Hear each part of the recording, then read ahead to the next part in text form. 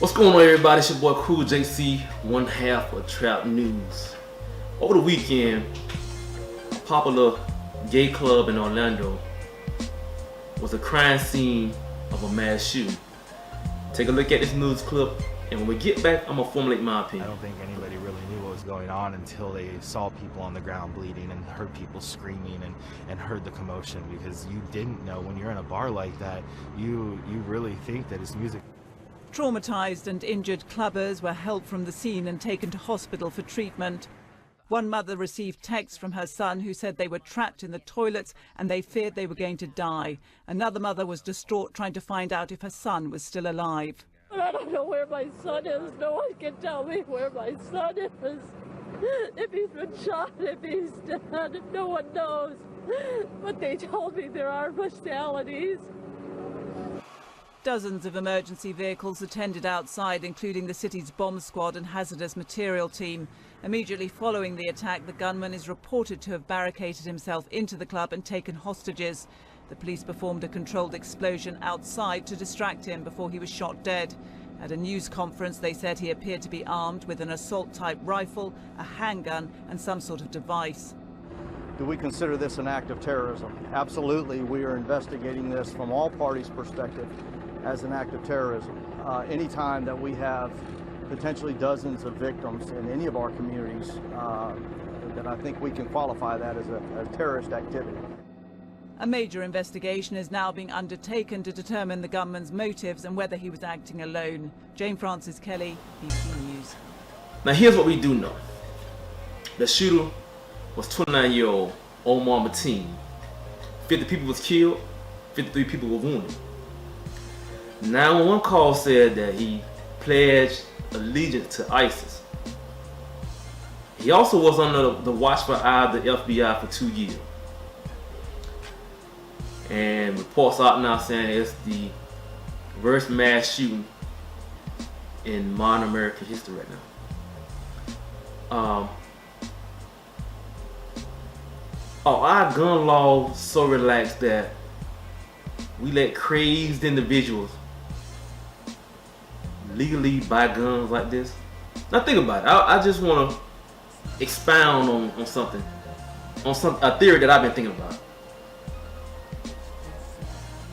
If you were to go to a bank and apply for a bank loan, you would get an extensive background check. They would call your mom, they would call your dad, people that you grew up with, people you went to school with in the 3rd grade. That's how extensive that background check is for that loan. The same with financial aid. They go back into history, back into your past. Welfare. If you're trying to get assistance from the government through welfare, they call people you ain't spoke to in 20 years. You know, they talking to your dog, your cat, you know, neighbors when you were 3 years old. They're going through this rigorous background check for a bank loan, financial aid, and student and welfare system. Okay. So one has to ask that question. Why not do the same for guns? Oh, I forgot. That's right. Congress has the hand tied. They're in the bed of the lobbyists, man. Like the NRA, the NCCF, like the gun lobbyists that they don't want to see these laws change, man, because they're making money and they're paying Congress to have these laws so relaxed. Think about it. These gun shows that come into these conventions in cities, gun shows now, you can legally go in there and buy a gun, and they can sell that gun to you, and you walk right on out the center with it. Not even no, there's no background check, none of that. You get the gun. So I take my $500 out. Let's say I want to buy an AR-15. I take $500 and I give it to the guy, and I walk right out the door. That's sad, man. I mean, and if we don't enact laws that's gonna serve, you know, when people come in, they try to, extensive background checks. We're gonna have more of these shootings, man. You could go back a year's time,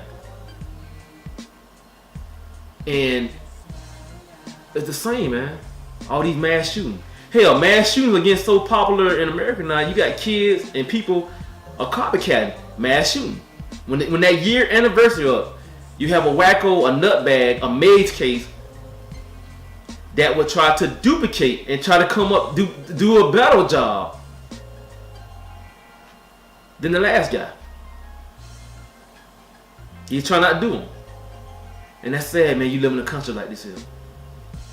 And last but not least, man, I just want to send my condolences to all the victims and the victims' family, man, that were killed in this tragic accident, man. Now's not the time to try to politicize like you see Donald Trump.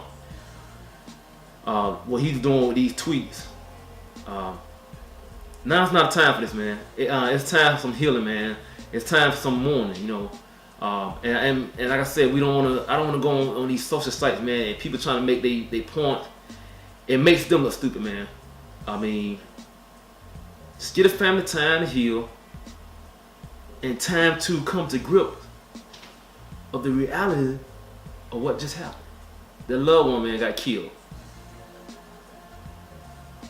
because some religious zealot who was a madman thought it was the right thing to do. We need to wake up, America. Because like I said, it happened in Orlando. Who knows what might happen next? That's my time, man. Cool JC, do what you do. Peace.